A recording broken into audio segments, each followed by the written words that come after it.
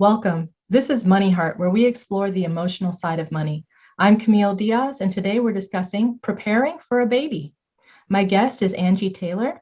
She's the Fairy GodMentor, a birth insider, and an ULA life coach. Angie, welcome to MoneyHeart. Thank you. I'm excited to be here, Camille. I am very excited to have you on the show.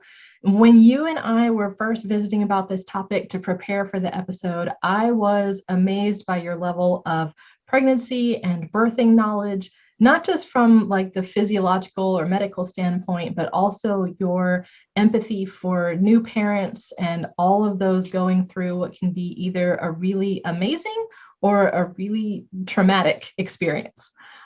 So I thought we would kind of take it from the beginning and discuss, the process of some of those initial money conversations that couples might want to have when they're planning for a baby.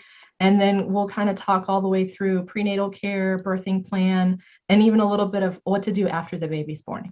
Of course, tying into the money part, but also really tapping into your expertise and tips and stuff for the people that are going through this. So if someone is thinking of having a child, or maybe they just found out they're pregnant, what kind of conversations might they want to have up front? Well, I think the first thing that happens for a lot of couples, especially if they just found out and it wasn't really a planned pregnancy, is the shock of knowing where they are currently financially, where they wanted to be before they had a baby, and we're pregnant now. Right. And the biggest counsel is none of us are financially ready for our first child. I don't think any of us are ready in any way for our first child. Like nothing, we're not emotionally ready. We're not financially ready. We're like nothing. Exactly. Exactly. And if you plan to wait until you're financially ready, then you'll never have a child. Right. Yeah. You're just going to pass on that because there's no, I could have $5 million and still not feel sufficiently ready for having a child. It's so true. Yeah. It's a big thing. It's a big thing. So what are some of the things to talk about? Because I feel like we often chat about the stuff. So we're thinking about like, oh, I need a car seat, and oh, I need I don't know, whatever they're going to sleep in, and the clothes and the diapers and things like that. What are sort of the other things that maybe we miss? Right. And we do tend to go to because we're future minded. As human beings, we're thinking about after the baby comes, the things that we're going to need. And we're not thinking about the here and now and what we're going to need. And I think that because of that, there's a number of things that people totally gloss over or completely forget. And one of the things that we gloss over is that, oh, well, I can just look at my insurance care provider list and do an eeny, meeny, miny, mo and pick an OB in a hospital. Not a good idea. Not a good idea at all. First thing, if you have absolutely no idea who the providers are, it's a good thing to start talking to friends and family who have children. Who are their providers? What type of birth experience did they experience? And does it feel to you like that's the same type of experience that you want to have? Right. And if it is, then you schedule an appointment. That appointment is a consultation. And the only way for the obstetrician to understand that as a consultation is when you get in the patient room and they hand you something to change into, you politely set it on the counter and you don't change. So when they walk in the room and they're a little confused as to why you're not ready for them to do a physical exam, you can explain to them that this is just a consultation. I have questions for you that I need answers before we can continue with this. They tend to think that you're just going to come in there and take your clothes off and put on a hospital gown and you're going to be fine with whatever they do. But there's some conversations that need to be had before you allow somebody to get that intimate with you, because giving birth is a very intimate event and we don't treat it as such. I just want to harp on that for a second because you're so right. They just, and let's think about this in terms of anyone else that you might be visiting with or talking to or whatever. You're not going to go in on the first day and within 30 seconds of meeting them be like, I'm naked now, go ahead and touch me. Like we don't do that, but No, we somehow don't. that's expected when you go to these exams when you're pregnant, is like, well, just get undressed and then let the doctor check everything. And that word check when you're a pregnant lady means it's pretty invasive. We're really checking. Yes. Yes. Yeah. Uh-huh. Yeah. Yeah. And to understand that if you think that maybe home birth or birth center is a good option for you, midwives know that they're doing a consultation. Their expectation is that you're not coming in to take your clothes off. Right. They know that you're going to come in and you're going to interview them because you have plenty of other options, but obstetricians don't see it that way. So you have to be willing to take control of the conversation that way, by just simply don't take your clothes off.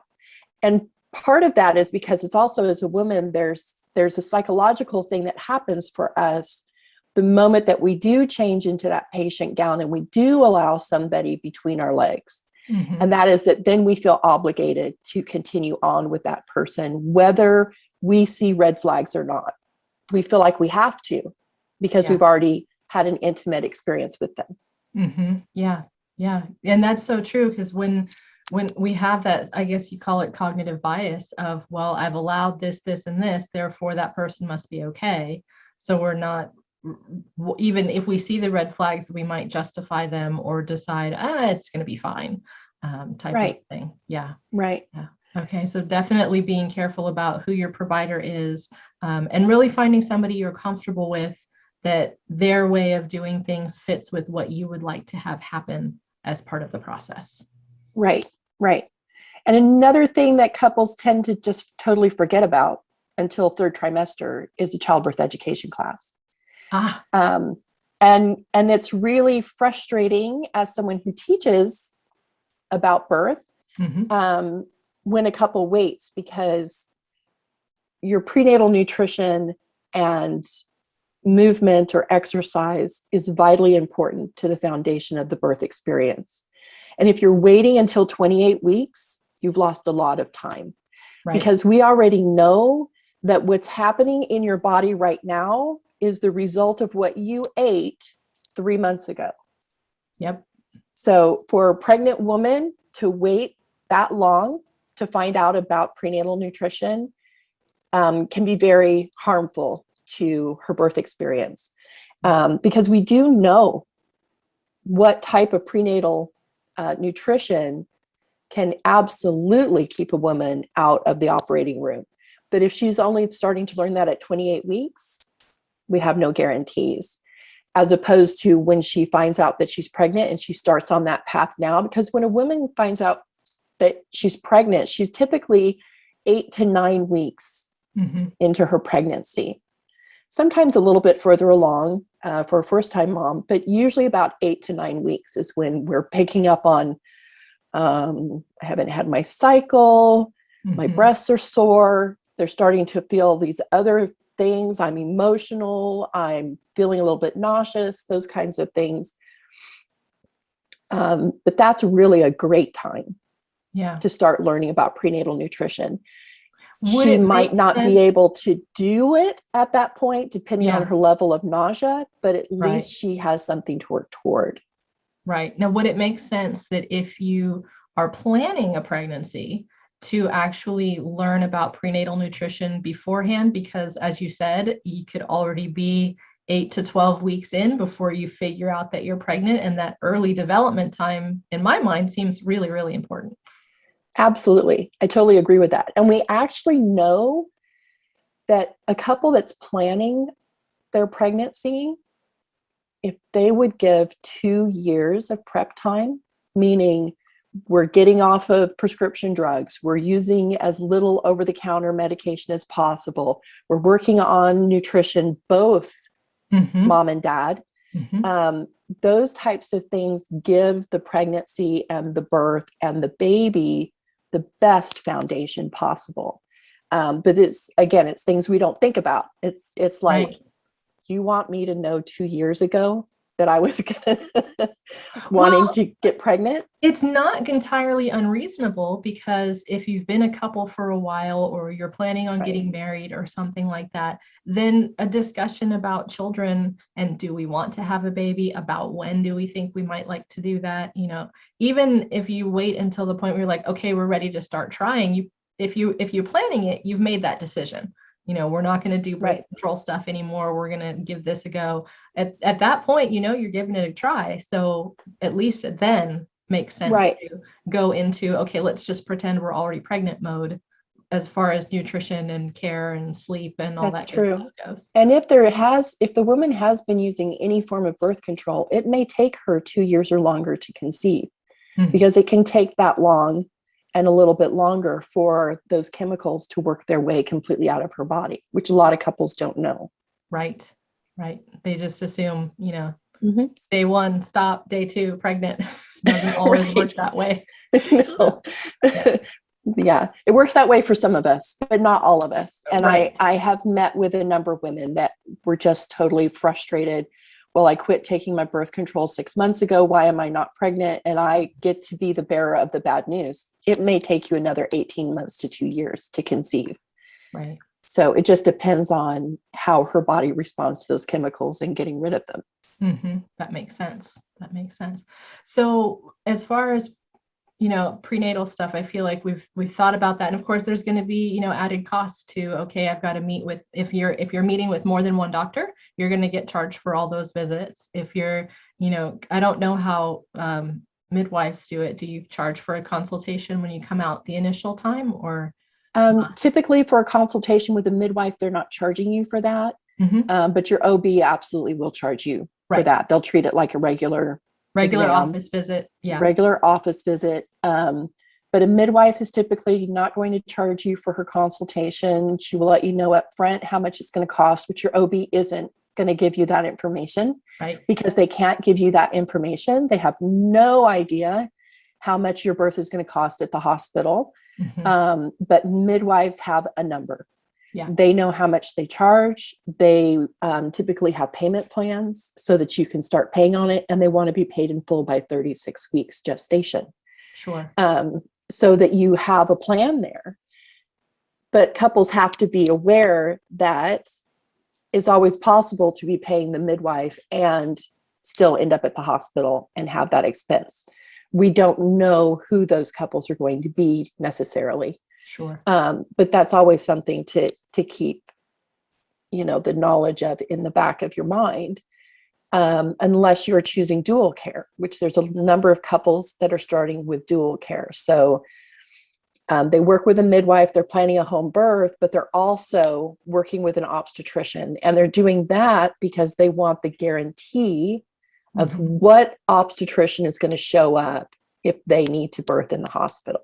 Okay, gotcha. Because if they don't do it that way, they have no guarantees who's going to show up. Right.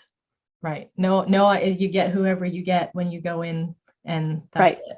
Yeah, Yeah. that makes sense. And so typically most people wouldn't have to go to the hospital. Is that correct? It's really only if there's some sort of emergency situation.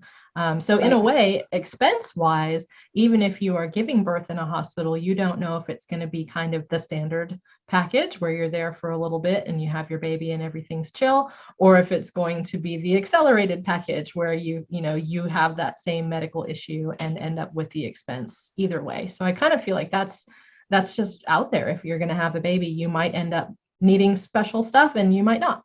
You just really don't know. Right. And the prenatal nutrition plays into that.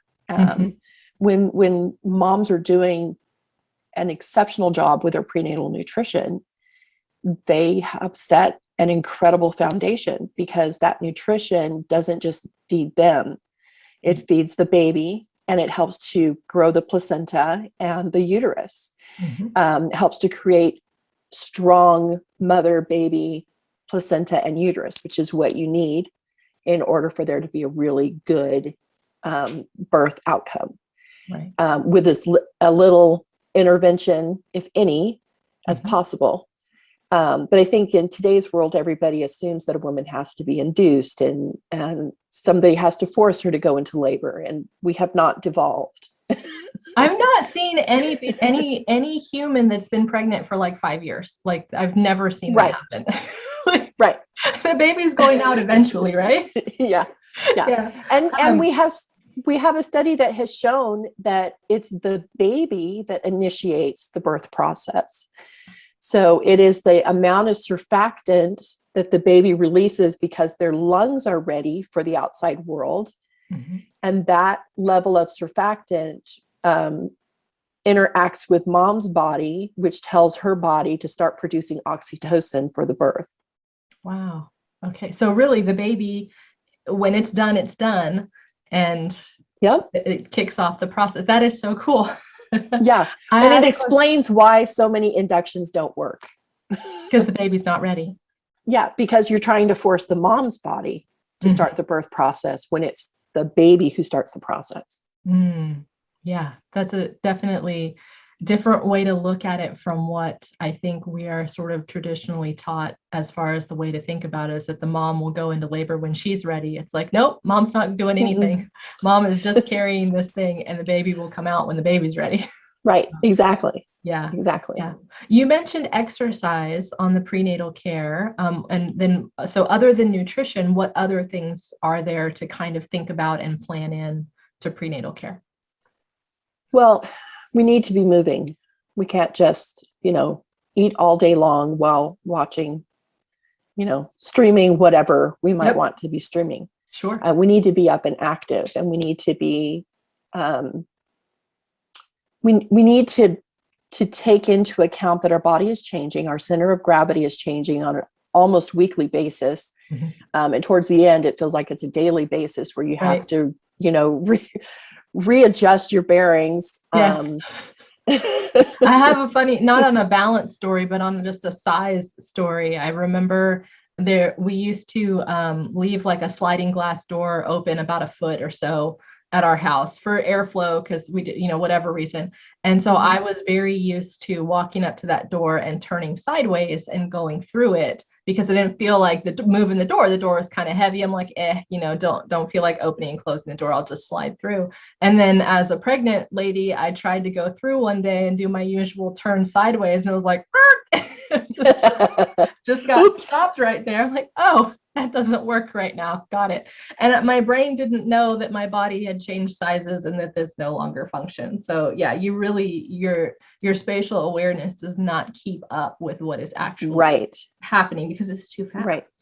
Right. And my husband and I were taking swing dance lessons when I was pregnant with our first. Yeah. And our instructor, the bigger that I got, he kept having to remind me, you have to take your belly with you.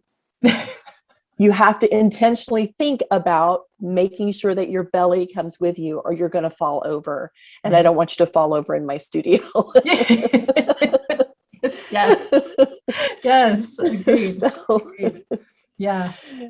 So, and I had a student who, she called me once, and she was 7 or 8 months pregnant. And I went with her to an OB appointment because she was feeling really uncomfortable. And she and I talked before her appointment, and I just sat in and listened to the counsel from her OB. And it was an opportunity for me to meet her obstetrician, because I was going to be there for her birth. Yeah. And so afterwards we talked a little bit more about her level of movement. And she said, yeah, I've just kind of I get home from work and I'm so tired and I don't want to do anything else. And so I asked her, I said, well, how about after dinner, you and your sweetheart just go for a 10 or 15-minute walk and see what happens. Mm-hmm. And about a week later, she contacted me and she was like, I feel amazing. And all that I've done is add in that 10 to 15-minute walk after dinner. Wow. Wow. Huge difference. Yeah. It doesn't take much.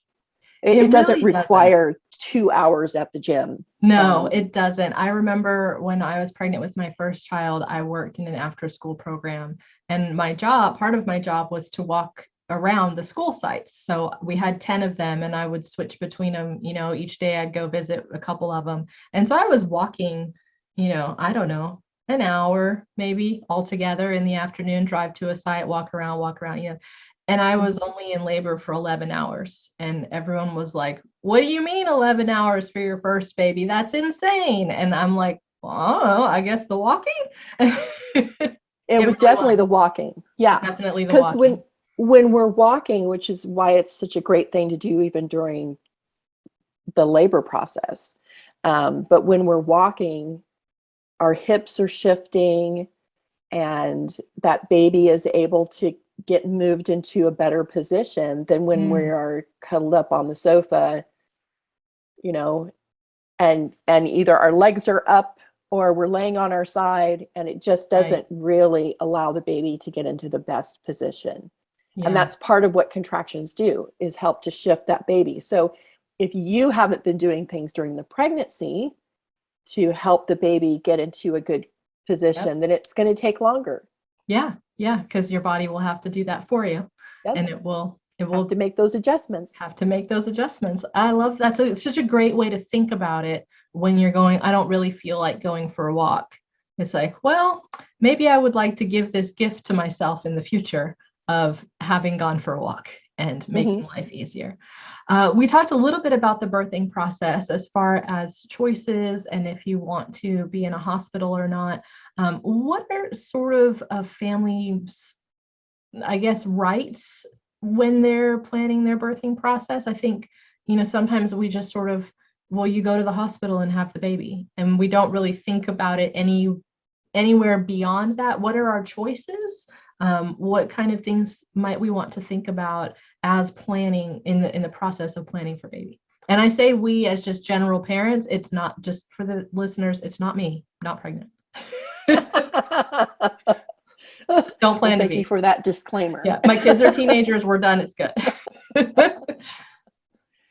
Well, the biggest thing is to remember that as the expectant couple, you're in charge. You're paying the bills. It's one of the few places where people will go and they just hand off the responsibility to the doctor because they're more educated than I am. They know more about this than I do. But as parents, we are always the expert of our child. Mm, Um, and this is a major life event for the couple. yeah, You have the right to ask questions. You have the right to expect the answers. You have the right to search for answers. You have the right to consult with people that you believe may have the answers for you or who may be able to direct you in a variety of directions to help you discover for yourself what those answers are. You always have the right to say no. There's not a single prenatal test or screening that is required. It's okay. never stated that way. No, it's not. It's always No. we do this one now and then we do this one and go over here and have this one done. Yes, there's not a single one that is required for an obstetrician. Okay, I want to make that clear. Mm-hmm. For midwives, depending on the state that you live in, if they are licensed or required to be certified, then there may be requirements for them. Mm. For instance, in Arkansas, the midwives are required to do a cervical exam during pregnancy and the birthing process. If they do not, they can lose their license. Wow. And last year or the year before, there was a midwife who got caught having not done any cervical exams. And that was only because the family members who were present for the birth knew that she hadn't. They were not on board with a home birth, and so they reported her. Oh, wow. Yes. So the state made an example out of her in that situation. Mm-hmm. And now all of the midwives are scared that they're going to lose their piece of paper. Mm-hmm. And so women can no longer legally opt out of a cervical exam, which in my book is abuse. We're forcing a woman to have no choice whatsoever as to whether or not someone's going to stick their fingers up inside her. Right. Um, so I just don't like those things. But it's important for couples, if you're planning a home birth, understand how the laws work where you live. What are the regulations required by the state for your midwife to follow? Many of them are attempting to be as humane as possible, but they do have the realistic risk of having the same thing happen where a family member turns them in. They know that their clients are not going to turn them in, Sure. but it's usually a family member. So it's really important to understand what your state's laws are. And not all midwives across the nation are licensed or require certification. So it's important for you to know that. And sometimes that information is hard to find. But anybody who wants to know, they're welcome to email me, and I can do my best to help them figure out what their laws are for their state. Oh, that would be great. Yeah. And that was what I didn't know the technical term for cervical exam before. That is, in quotes, check. When they check you, when you come to the hospital, it's a cervical exam. It's put my fingers in there and figure out how much you are dilated or not. Right. Right. And if they say this might hurt, or it's going to be a little bit rough because of how far along you are, they're actually stripping your membranes without telling you. Oh my goodness. That sounds awful. Yeah. And that's OBs or midwives will explain it to you that way, but it's not a good thing. So it's just it's a way to induce somebody that oftentimes fails and just creates a lot of cramping and uncomfortable contractions. Yeah. So once we get to the actual birthing process, it's the day.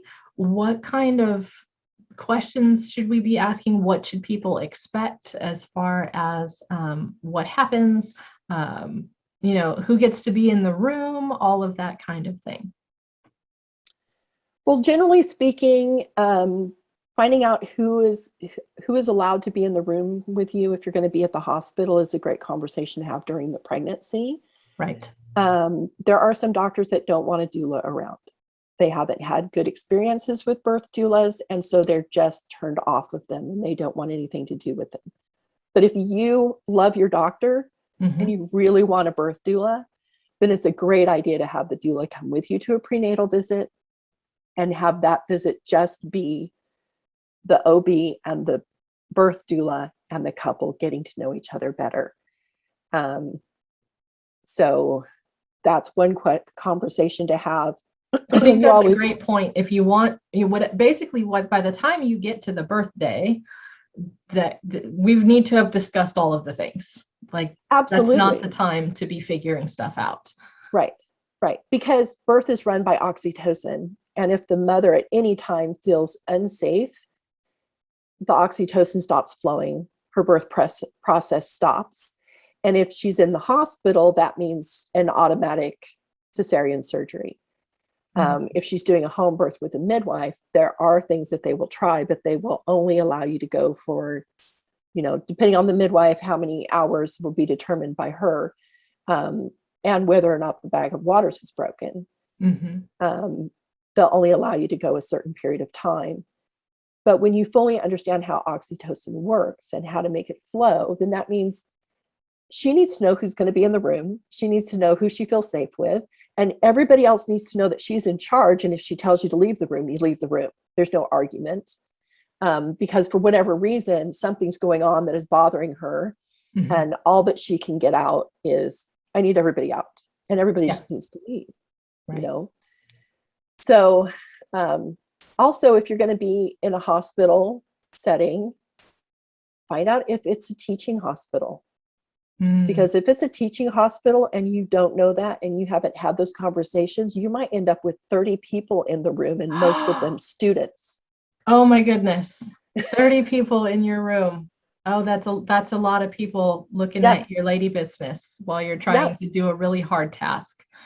And they're all there learning, and the whole time you're there giving birth, and their teachers, the residents, are explaining what's going on. And so you're feeling completely observed, right, and judged and wondering, am I doing it right? 30 people are watching. Am I doing it right? Yeah. And it's not really a time to do it. Right. But to let them know up front, I understand this is a teaching hospital. I really don't want to be observed by students. And they have to be okay with that. They have to let the students know you can't be at this birth. Right. Right. And a lot of women acquiesce, especially if you're planning an unmedicated birth, because we have so many medical students who go through their obstetric training having never seen birth without medication or induction. Wow. So it's quite the thing for them to watch because they've never seen it before. Right. Right. You know? Yeah. Is that something that you also might want to think about and have discussions on beforehand if you want medication, if you want to be induced, any of those, if you would prefer a C-section, like, is that something to talk about with your doctor?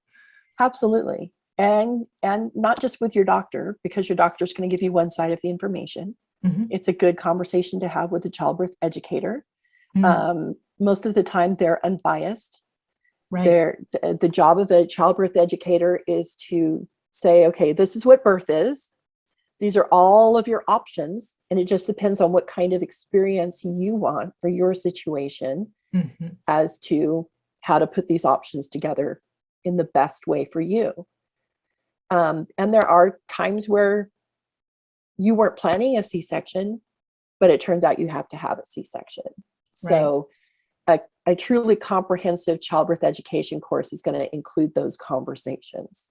It's going to include the conversation of, well, you've planned this, but now this has happened and you have to go this direction, how to best get through it, how to handle the emotions surrounding it, how to handle the mental stress around it, and how to make it the best experience anyway.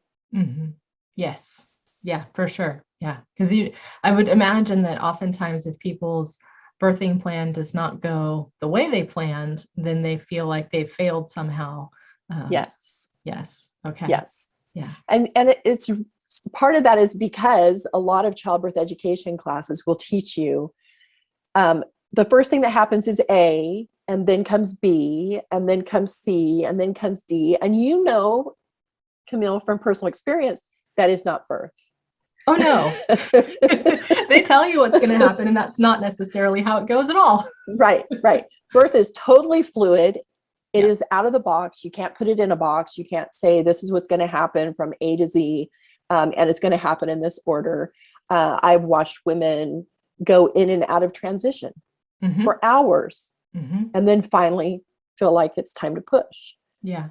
You know, we don't go from here to here to here, transition, and then we're pushing. It doesn't always work that way. Right. And most of the time when things are happening that are like not textbook, a lot of the time it's because there's an emotional, mental thing for mom.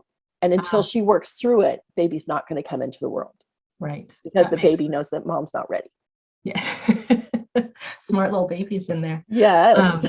I had a great piece of advice given to me by a friend when I was pregnant. And she said, because we were talking about birth plans and what are you going to do and how's it going to work? Where are you guys going to be? And who, and I was I think I must have been freaking out. And she just, sensed that and wanted to calm me down. And she says, well, whatever happens, even if it's not what you thought was going to happen or what's not going to, what was not the plan, if at the end you have your baby, you're good.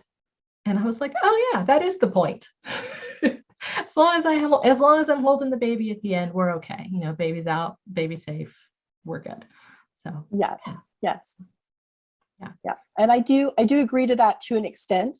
We have a lot of women who end up with the baby in their arms, but they are also feeling very traumatized because the way that they were treated by whoever they hired to be in the room with them. And so it's really important for a woman to know how to get over that hurdle, that emotional hurdle, because when we walk out of a birth feeling emotionally traumatized, so does our baby, because our baby is feeling everything that we're feeling. Yes. And so because of that trauma, you may experience breastfeeding challenges that you wouldn't have had. So it's important to know someone who can help you get over those hurdles and process the birth. We don't, as far as the medical system is concerned, if you give birth in the hospital, they're not going to help you process the birth. Right. And there are a lot of midwives that are not going to help you process the birth. But my practice, when I was doing home births as a midwife, our postpartum visits were all about processing the birth. Okay, well, we're 3 days out from the birth. How are you feeling today? And we're 2 weeks out from the birth. How are you feeling about your birth process? So, because there's always something that's coming up. There's things that are being remembered. There's what did you like? What did you not like?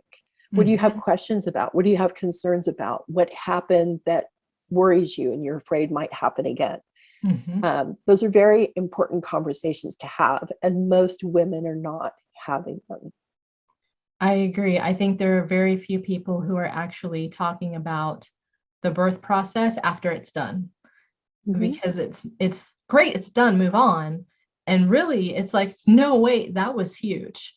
Which is why, whenever you ask someone their story, any mom will just be like, oh my gosh, blah, blah, blah, blah, and like tell you like every single thing that happened. And then it was this, and then it was this, because that was a big darn deal for all of us.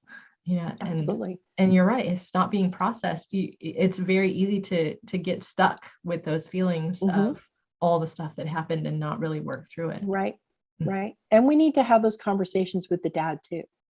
Right. Because there are things that happen for him that he has no outlet for, none. And so, again, in my practice, I always made sure that the dads had an opportunity to have part of the prenatal visit without her in the room, so that he could feel comfortable asking his questions, especially if he felt like his question was going to leave her feeling like he didn't have faith in her or whatever. But they have a lot of questions, and it's their event too. Right. It is. So we have to make sure that they're involved prenatally and during the birth and postpartum, that their questions are being answered, and that we make sure that everybody comes out of it whole. Yeah. I fully agree. And I think you're so right to bring up that the fathers are often left out of the process and the decision making. But then in a way, they're just sort of left to clean up the mess. If the mom is feeling really emotionally traumatized and she's not happy, and now we have a baby and nursing's not working, and and the dad's just going, I don't even know what to do. I really want to help. I love these people. How do I fix it? Right. Yeah. That's a lot to take in. Exactly. Especially since men are fixers. That's what they're all about. They're about coming in and fixing the problem. And postpartum, if mom is not doing well emotionally, mentally, how does he deal with that? Especially if he's also not doing well emotionally, mentally. Yes. We talk a lot about postpartum depression in respect to the woman, but we don't even think about postpartum depression for the dad. What was the birth experience like for him? Because for a lot of dads, giving birth, whether in the hospital or in their own home or birth center, they still may be displaced, and made to feel like they need to be in the background because this is women's work, and you're a man and you have no idea what she's going through. And I do not believe that. I know that in utero, each one of us, before our brain is even formed, we're already experiencing emotions and storing data in our cells that are going to become our brains. Okay. And those cells come pre-programmed, knowing how to be birthed, so how to come into the world, and how to breastfeed. And that stuff is not deleted upon entry. It's what we delve into in our limbic system when, as women, we're giving birth. And I have watched men connect with that when they're encouraged to be in their rightful place in her birth space. It gives them an opportunity to really get in sync with her, and it's beautiful to watch. Yeah, definitely. How did COVID impact people's birthing plans and experiences? I'm guessing it was kind of huge. It was very huge. There were lots of conversations. At first, it was women didn't even know if they could go to the hospital to give birth. Sure. Then the hospitals were like, yes, you can come, but you have to be alone. You have to have a mask on for the entire time. You will have one doctor and one nurse in the room with you. So the father of the baby couldn't even be there. That alone is traumatizing. Yeah, well, your primary he's our support strength. system has to wait in the lobby. Right.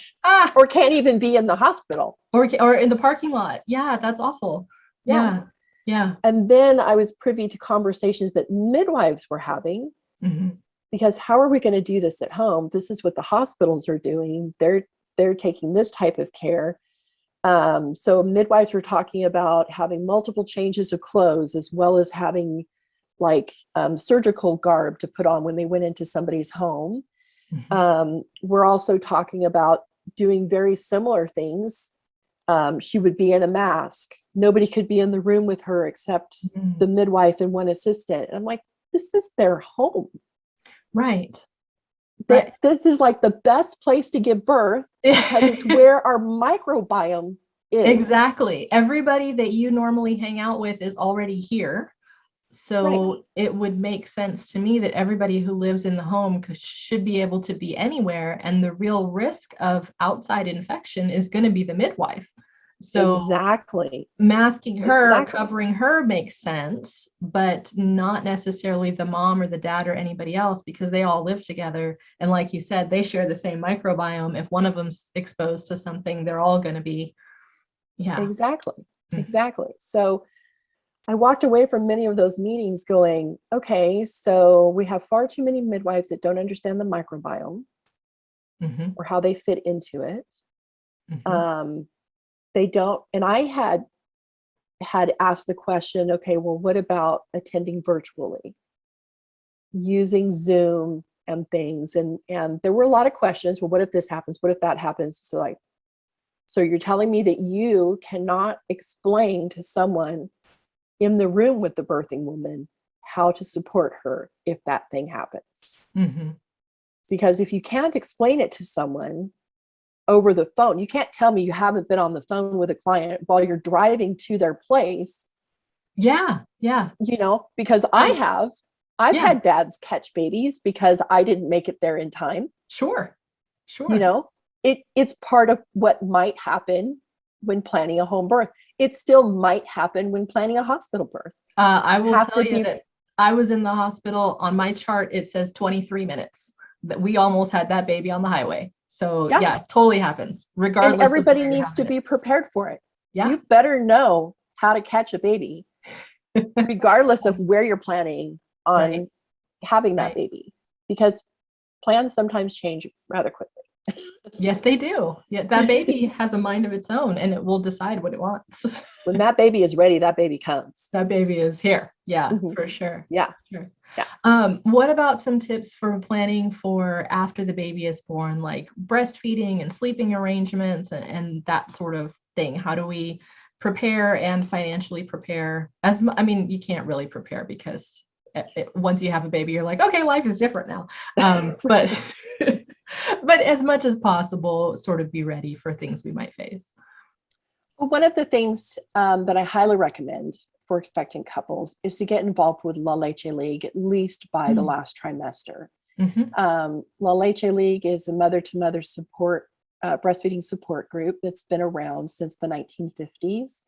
And they are the reason that we have certified lactation consultants and the reason that we have international board certified lactation consultants. They are the pioneers in the information. They can help teach you about common challenges immediately after the birth, and then 6 months in and a year later, and breastfeeding a toddler, those kinds of things. So figuring out how long do you want to breastfeed, those types of questions can be answered by going to La Leche League meetings, and they typically meet once a month. You would need to ask the leader of the group whether or not your sweetheart can attend, because some groups are okay with dads there, some aren't. Just because there are some women that don't feel comfortable nursing their child in front of somebody else's husband. Yeah. So it's not that they are against dads. Right. Yes. It's about making it a nursing friendly environment, because there will be women there nursing their babies, and there will be women there nursing their toddlers, and possibly even nursing their 4-year-olds. It's a place where women can go and actually see other women breastfeeding. Yeah. We don't have that in our society anymore. It used Right. to be everywhere. But now it's not. Yeah. And they talk to you about everything having to do with breastfeeding, what you will and will not need, what kinds of things that you think that you might need, like a breast pump, that actually may set you up for challenges, because it's just too easy. You know, you bring home the bag from the hospital and it usually has samples of formula in it. If it's a baby friendly hospital, it will not have formula in it, because their goal is to increase the breastfeeding rates among the women in their community. But if there is formula in it, it's just too easy to mix that up, give the baby a bottle, and now you've got a big issue, because babies are extremely smart. And it takes a lot for them to express milk from mom's breast. Not so much with a bottle nipple. With a bottle nipple, it just drips. And, you know, human beings being what we are, if we can be lazy, we'll be lazy. Save energy. You gotta conserve energy. That's why we have habits. That's why we like that. All those things are conserving energy. So that's right. Yeah, that's right. So not baby a bad thing. It's intentional. It's not an entirely bad thing, but a baby, once they get a taste of that bottle and how easy it is, that's when they tend to reject the breast, which it's not. They just don't want to do the work. Foregone conclusion. Yes. Yeah. And it just means you don't give them a bottle, which is heartbreaking on mom. When you know that your baby is hungry, but I can't give them a bottle, but they're not nursing, which is why you're involved with La Leche League. You have a leader who's completely free. They don't charge you at all. They will get on the phone with you, or some of them will come to your home, or they'll invite you to their home, and they will help you work through all of the bumps and challenges that can come with breastfeeding. And that's whether it's your first or, you know, your 7th or 8th. There's always different challenges that come up. Right. And so I love that point that you make, because I think a lot of times we think that the only time that there's questions is on the first baby. And then after the first baby, you know how to do this, right? It's like, whoa, everyone is different. Every baby is going to be different. Every experience is going to be different. Totally okay to ask questions on the second one, the third one, the 8th one. Like, totally okay. Yep. You may have different things happen with different kids, you know. Right. It's not going to be the same experience. What about sleeping arrangements? Like, you know, what works well? How long should babies normally sleep if they're doing well and they're healthy? That kind of thing. Because, you know, that sleeping through the night thing seems to be the like parent goal. But maybe it's not the best. Right. And I think it becomes the parent's goal, because everybody is asking that question. Is your baby sleeping through the night? Is your baby sleeping through the night? Right. So you start to feel like it should be. Right. And like there's something wrong with you if your baby's not sleeping through the night. Well, as an adult, we think sleeping through the night is 8 hours. Right. A tiny human cannot go 8 hours without food. It will create severe dehydration in them, which leads to lethargy, which makes them sleep longer. And you think you're doing a great job, when in fact, that's actually a sign that they may need to go to the emergency room to be hydrated using an IV. Yeah. So, especially a breastfed baby shouldn't go longer than 3 to 4 hours during the night without nourishment. And for a human baby, being at mom's breast isn't just about food. It's also about nurturing. When we as humans come into the world, we are a suckling for the first 3 months of our life, which is why our babies want to be at the breast so often and for so long. That's where they feel safe. That's where they can hear mom's heartbeat. That's where, if they're in a sling or a wrap, that's where they can feel mom's movement, the same movement when they were inside. That's where they feel safe and secure. So it's not that there's something wrong with the baby and you can't spoil a baby. So hold the baby, keep them with you as much as possible. Mm-hmm. So making sure that your baby nurses at least once during the night is vitally important. So if your baby sleeps 3 to 4 hours straight, Mm-hmm. yes, your baby's sleeping through the night. I love that. Nailed it. 3 to 4 hours. Done. Right? Yes. Yeah. Yeah. And if possible, sleeping with the baby. So it's known as either bed sharing or co-sleeping. Mm-hmm. But having the baby in bed with mom allows her to get a great deal of sleep, allows dad to get a great deal of sleep, because the baby, it's only the first 2 to 4 weeks Mm-hmm. that mom may need to wake up and help the baby get latched on. But after that, the baby figures it out and can get latched on as long as the breast is available to them on their own whenever they need it. So there's lots of women with newborns that sleep topless so that their breast is always available. Mm-hmm. And so they are sleeping 7 to 8 hours a night, and they have no idea how often their baby is nursing because the baby is latching on all on their own.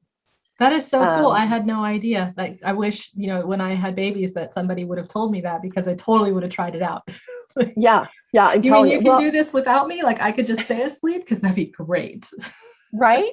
It's an amazing thing. Yeah. And I know one woman who was a deep, deep sleeper. So she wasn't hearing the baby, but dad was. Right. Dad would go get the baby, who was in a co-sleeper next to mom, but mom's sound asleep, doesn't hear the baby. So he would get up and go around and get the baby out of the co-sleeper, get the baby latched on, and then he'd go back to bed. Nice. Mom would never wake up. So when she would finally wake up in the morning, it would be like, how did this baby get here? Right. And then she found out exactly how supportive her husband was. That he's getting up and putting the baby on to nurse in the middle of the night. Yes. I love that. So yes. So I had another friend that he wanted their children breastfed, but he didn't want the children in bed with them. Mm-hmm. And so she said, okay, then when the baby fusses, it's your job to bring me the baby. And when the baby's through nursing, it's your job to get the baby back in their crib. And to sleep again if you wake them up. And to sleep again. And they did that with 8 children. He was happy to do that. Okay. If it works. So, you can always figure out what works best, but having the baby in bed with you is the best option. The next is having a co-sleeper, which attaches to the bed. Mm-hmm. The third best option is the baby in a crib in mom and dad's room. Mm-hmm. And then really the only time for a baby to be in a crib in their own room is if one or both parents smoke. Yeah. So that's just going to be toxic for the baby. Even if they're not smoking in the room, it's still on them. Yep. Well, even if they have showered, because it's at a cellular level. Mm-hmm. And a lot of us sweat during our nighttime because that's when our body is cleansing and detoxing. Yeah. And so we have to remember that it's at the cellular level. And we know from studies that babies that bed share with parents who smoke are 25 times greater risk of sudden infant death syndrome.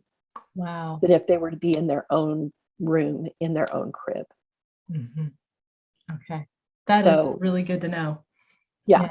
And the instance of SIDS is like non-existent for a baby who is bed sharing with their parents who don't smoke. Okay. So that's really important for people to know too. Yeah, because that would definitely be something I think someone might ask about and wonder if that was going to be a big risk. But if they're not smokers, not a risk. Right. Okay, cool. Yep. This has been fascinating. Thank you so much for sharing so much wonderful information with us. What are you most excited about right now? What's going on in your world?